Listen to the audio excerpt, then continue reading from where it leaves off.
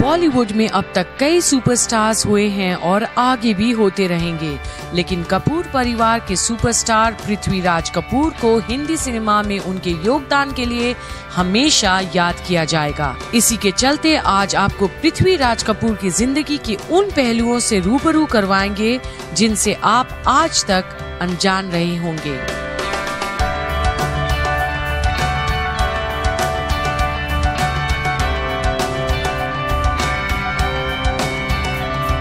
पृथ्वीराज का जन्म 1906 को मौजूदा पाकिस्तान के लायलपुर की तहसील समुंदरी में हुआ था।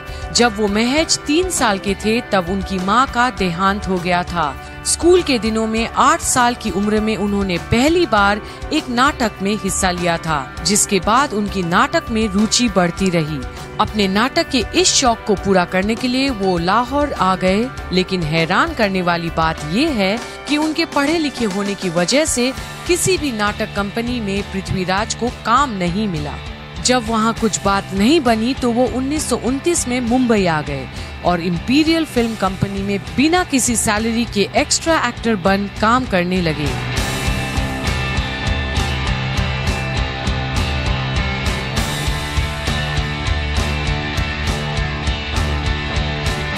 जिसके बाद पृथ्वीराज भारत की पहली बोलती फिल्म आलम आरा का हिस्सा बने, जो साल 1931 में आई थी।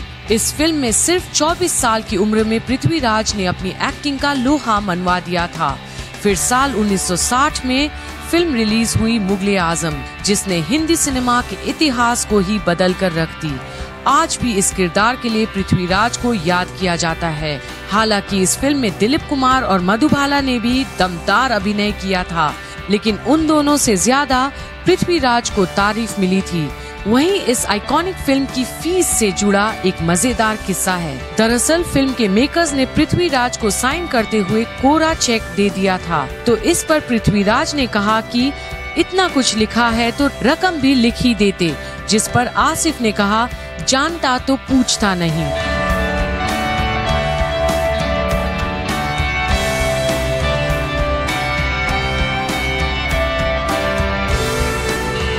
आसिफ की बात सुनकर पृथ्वीराज बोले, अच्छा तो फिर जो रकम लिखोगे मुझे मंजूर होगी।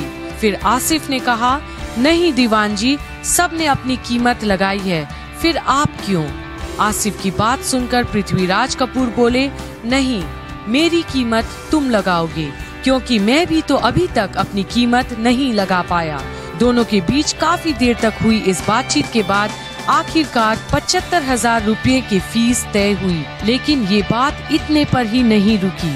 फीस तय होने के बाद आसिफ कॉन्ट्रैक्ट साइन करने के बदले पृथ्वीराज को एडवांस रकम देना चाहते थे, जिसके लिए आसिफ ने उनसे चेक पर एडवांस लिखने के लिए कहा, तो पृथ्वीराज ने चेक पर सिर्फ 1 रुपये लिखा। ये देखकर आसिफ बहुत इमोशनल हो गए थे।